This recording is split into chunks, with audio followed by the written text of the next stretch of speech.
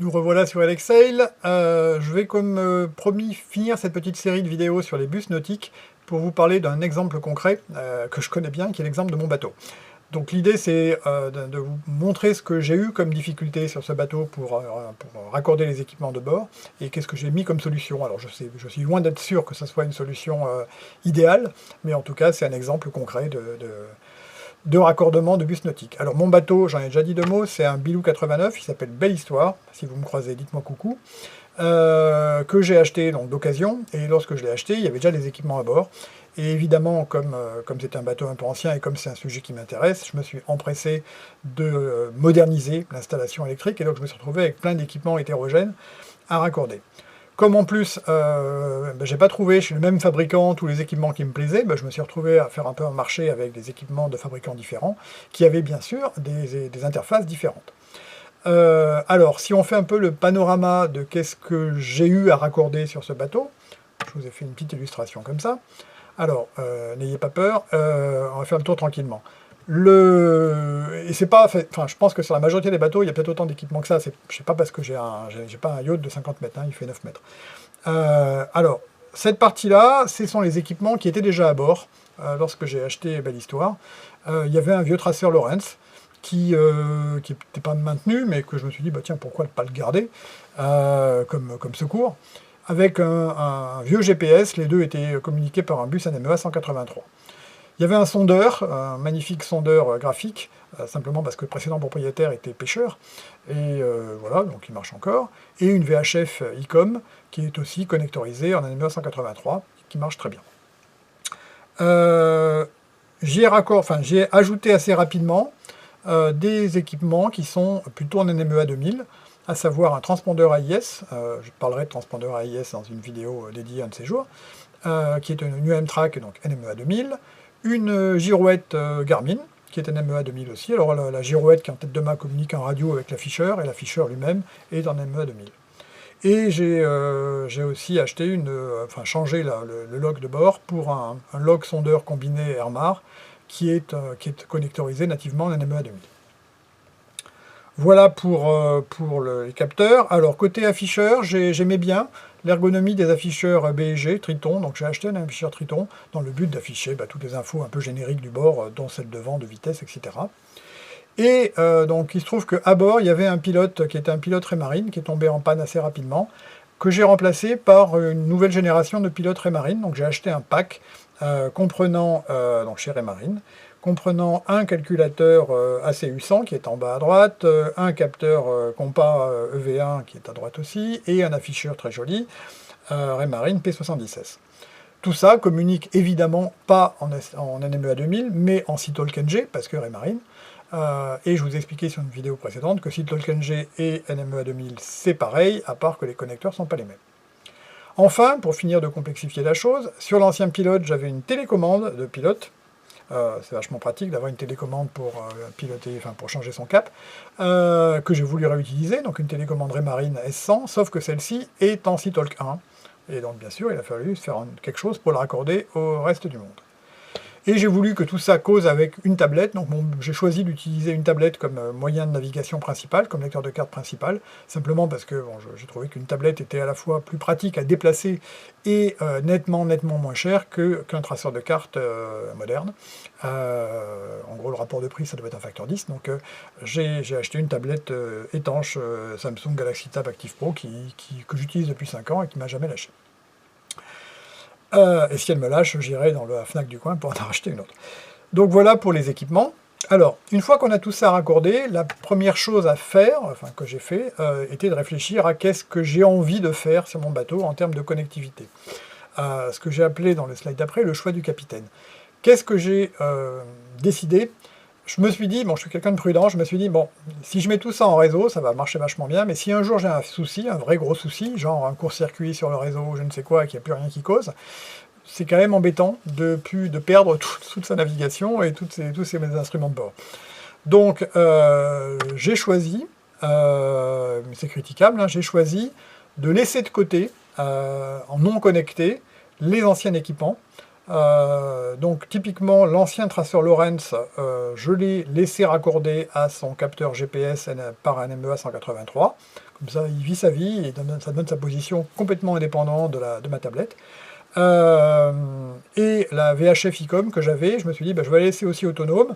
Je ne fais que la raccorder au même bus 183 pour qu'elle récupère les coordonnées GPS. Bon, ces générations de VHF là n'ont pas de GPS intégré, et il leur faut une donnée GPS pour que la fonction Mayday puisse envoyer en ASN la position GPS du bateau. On en parlera dans une vidéo dédiée. De la même manière, l'ancien sondeur Humibird, je me suis dit, ça sert à rien de le raccorder à quoi que ce soit, j'ai pas besoin d'avoir la profondeur sur le reste du réseau, puisque j'ai déjà un autre sondeur, donc c'est pareil, ça me fait deux sondeurs complètement indépendants, ça peut avoir de l'intérêt. Et tous les autres équipements, donc qui sont majoritairement NMEA 2000 / SeaTalk-NG, encore une fois, c'est la même chose. Je me suis dit, je vais raccorder tout ça sur un réseau hétérogène, mixte, SeaTalk-NG NMEA 2000, encore une fois, c'est le même protocole, c'est les prises qui changent, et je vais les raccorder par une interface de connecteur pour que tout ça communique entre eux et puisse causer avec ma tablette par, bien sûr, un multiplexeur NMEA 2000 Wi-Fi. Et enfin, l'ancienne télécommande de pilote, je l'ai raccordée à tout ça par un convertisseur SeaTalk-NG vers SeaTalk 1. Alors, un petit mot sur ce point-là.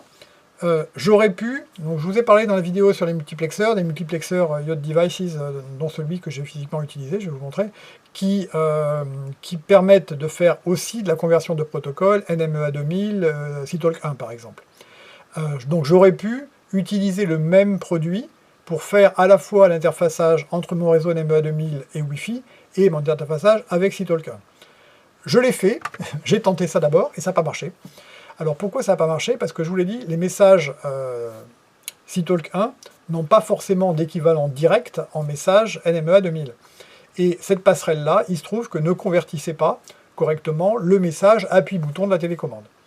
Donc qu'est-ce que j'ai fait? J'ai acheté une interface, j'ai rajouté au réseau, vous allez le voir sur le schéma d'après, une interface Raymarine, purement Raymarine, SeaTalk 1, SeaTalk-NG, auquel cas je suis sûr que ça va marcher correctement avec le pilote Raymarine qui est en SeaTalk-NG. Donc c'est quand même plus simple d'utiliser une interface du même fabricant dans ce genre de cas, puisque c'est entre deux réseaux propriétaires. C'est compréhensible que Raymarine ait fait une conversion de protocole correcte entre ces deux protocoles à lui, et que ça soit plus compliqué pour un tiers qui n'a pas forcément le détail sur tous les messages de Raymarine.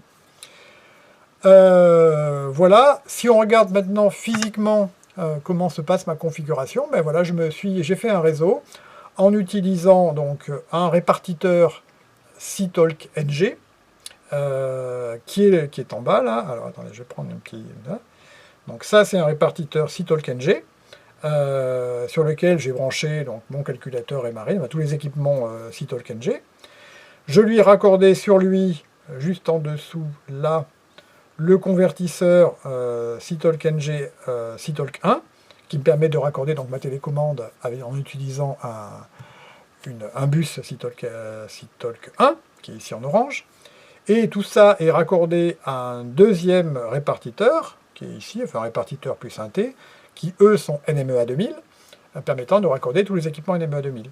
Donc c'est donc un réseau hétérogène, et entre les deux, il y a le petit bout de câble que j'ai mis ici à moitié vert, moitié gris, qui est un simple câble SeaTalk-NG vers NMEA 2000. Encore une fois, c'est que la connectique qui change.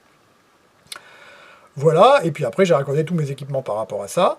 La dorsale, je vous ai expliqué que sur un réseau comme ça, NMEA 2000, SeaTalk-NG, il y a une notion de dorsale terminée par deux terminaisons. Dans mon cas, ma terminaison, ma dorsale, elle est un peu bizarre, mais ça marche très bien.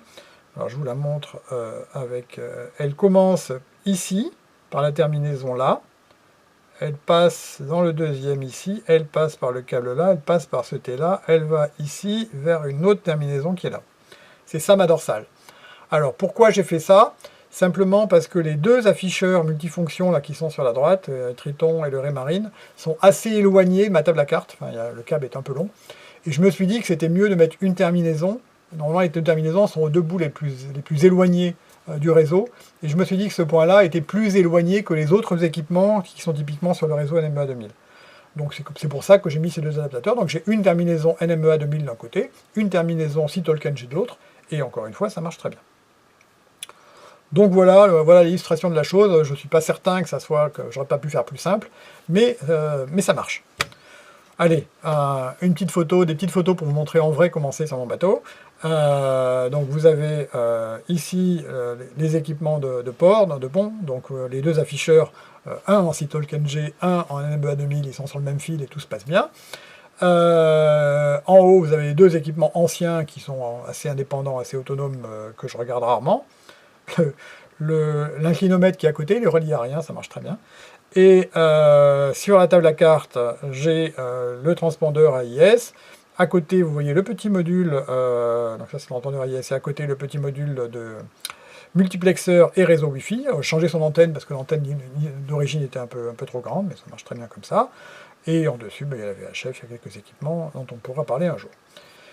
Côté câblage, c'est une partie du câblage, parce qu'évidemment c'est un peu le bazar dans un bateau de câblage, donc je ne vais pas tout vous montrer. La photo ça montrerait que c'est un gros sac de nouilles.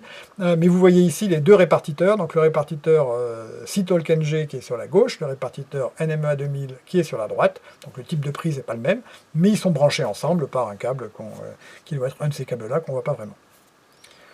Voilà ce que je voulais vous illustrer, vous montrer sur ce bateau. On a fait le tour de ce que je voulais vous expliquer sur les bus nautiques. Si vous avez des réactions, des questions, n'importe quoi, n'hésitez pas à m'envoyer un commentaire suite à cette vidéo, ça sera avec plaisir. Je vais maintenant passer sur d'autres sujets, alors peut-être que je reviendrai un jour sur les bus nautiques, on ne sait pas, mais je vais pour l'instant passer sur d'autres sujets. Et il y a deux domaines que je n'ai pas encore abordés du tout, que j'ai envie d'aborder. Un, c'est la radio de bord, où j'ai envie de vous parler de choses comme la VHF, l'AIS, mais aussi peut-être la 5G.